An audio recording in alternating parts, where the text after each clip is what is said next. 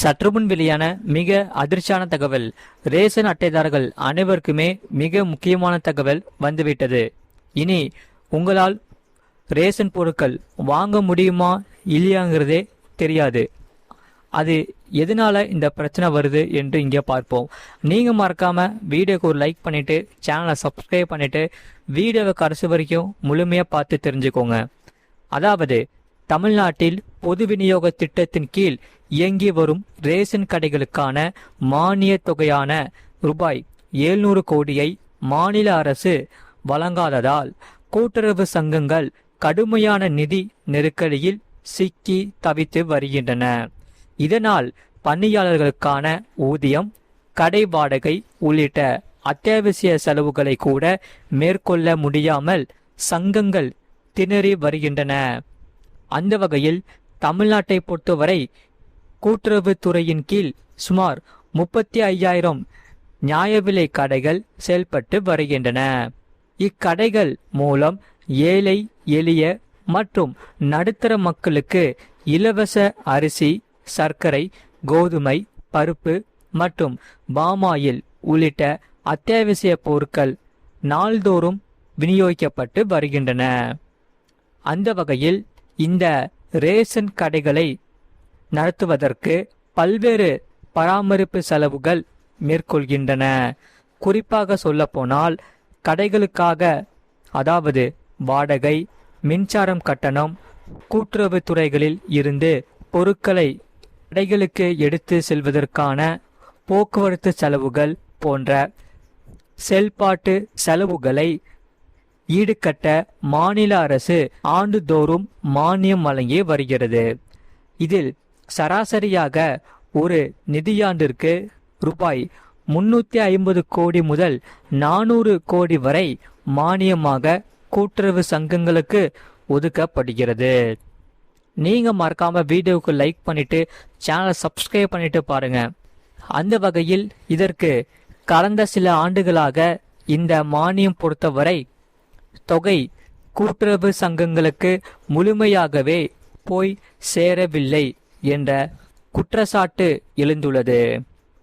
இதில் 2021 முதல் 2022 நிதியாண்டு வரை மட்டுமே அரசிடமிருந்து வர வேண்டிய மானிய தொகை முழுமையாக வழங்கப்பட்டுள்ளது.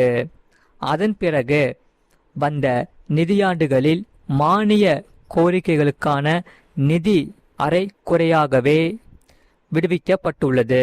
இந்த செய்தி, அதாவது இதன் காரணமாகவே தற்போது வரை நிலுவையில் உள்ள மொத்த மானிய பாக்கி தொகையானது ரூபாய் 700 கோடியை தொட்டுள்ளது.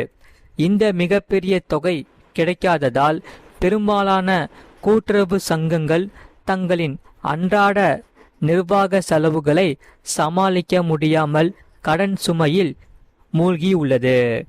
சரி, இனி முடக்கும் சேவைகள் மற்றும் ஊழியர் பாதுகாப்பு பொறுத்தவரை மானியம் வராததால் ரேஷன் கடை ஊழியர்களுக்கு மாதந்தோறும் வழங்கப்பட வேண்டிய ஊதியம் தாமதமாகிறது. மேலும் இதற்காக வாடகை நிலுவை காரணமாக பல இடங்களில் கடை உரிமையாளர்களுடன் சிக்கல் உருவாகி வருகிறது. இதில் மின்சார கட்டணம் செலுத்த முடியாத சூழலும், சரக்குகளை ஏற்றி வரும் வாகன கட்டணத்தை கொடுக்க முடியாத நெருக்கடியும் ஏற்பட்டுள்ளது.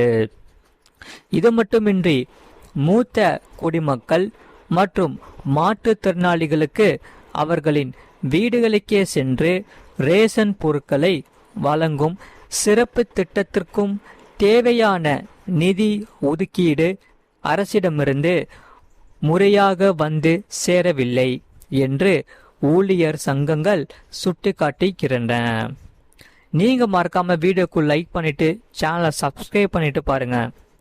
இதில் கூட்டுறவுத்துறையின் மானிய கோரிக்கையில் சங்கங்களுக்கு சேர வேண்டிய, அதாவது ரூபாய் 700 கோடி மானிய நிலுவை தொகையை உடனடியாக விடுவிக்க அரசு முறைப்படி அறிவிக்க வேண்டும்.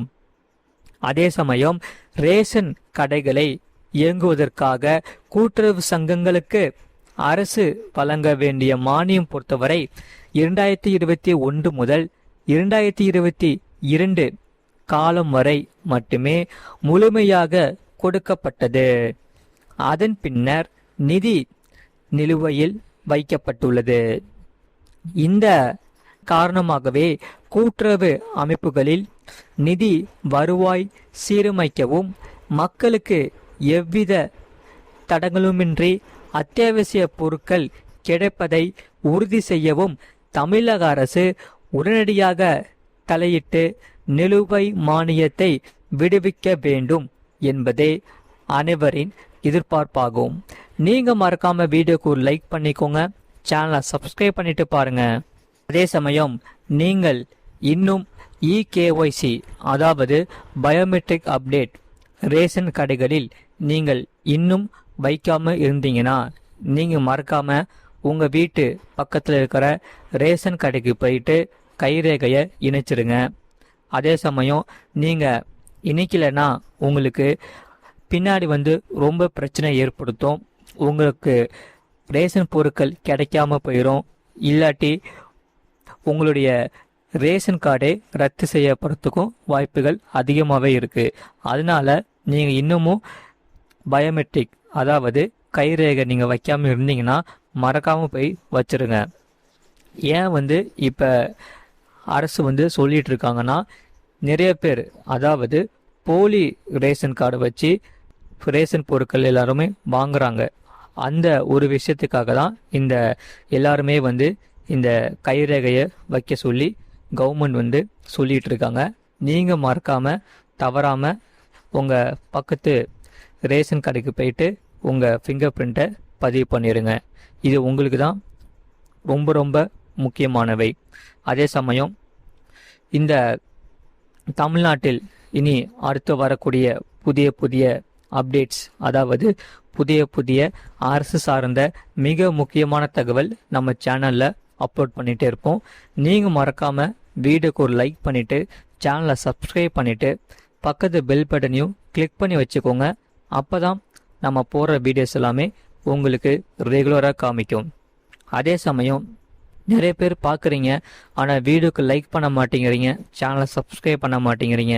நீங்கள் மறக்காமல் வீடியோக்கு லைக் பண்ணிவிட்டு சேனலை சப்ஸ்கிரைப் பண்ணிவிட்டு நமக்கு சப்போர்ட் பண்ணாதான் அடுத்தடுத்து வீடியோஸ் போகிறதுக்கு எங்களுக்கு ரொம்பவே ஹெல்ப்ஃபுல்லாக இருக்கும்.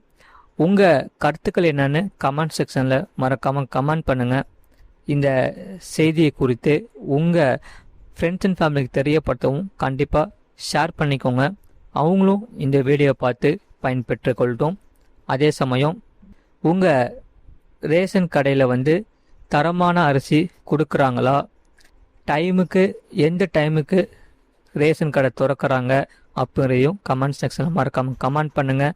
உங்களுடைய மாவட்ட பேரையும் கமெண்ட் செக்ஷனில் மறக்காமல் கமெண்ட் பண்ணிக்கோங்க. இவ்வளோ நேரம் முழுமையாக வீடியோ பார்த்ததுக்கு மிக்க நன்றி. மீண்டும் அடுத்த வீடியோவில் நம்ம கண்டிப்பாக சந்திப்போம். உங்களுக்கு பிடிச்ச மாதிரி உங்களுக்கு வேறு என்னென்ன செய்திகள்லாம் தேவைப்படுதோ, அதாவது இந்த ரேஷன் நியூஸோ இல்லை மகளிர் உரிமை தொகை ஸ்கீமோ இல்லை அரசு சார்ந்த மிக முக்கியமான தகவல் உங்களுக்கு எந்த செய்திகள் தேவையோ அதை நீங்கள் கமெண்ட் செக்ஷனில் மறக்காமல் கமெண்ட் பண்ணுங்கள். அதை நாங்கள் பார்த்துட்டு உங்களுக்கான செய்திகளை நாங்கள் கண்டிப்பாக போடுவோம். அதனால் நீங்கள் கீழே இருக்கிற பாக்ஸ் இருக்கும், அதை கமெண்ட் பாக்ஸில் நீங்கள் உங்களுடைய கருத்துக்கள் பதிவு பண்ணிக்கோங்க. நன்றி, வணக்கம்.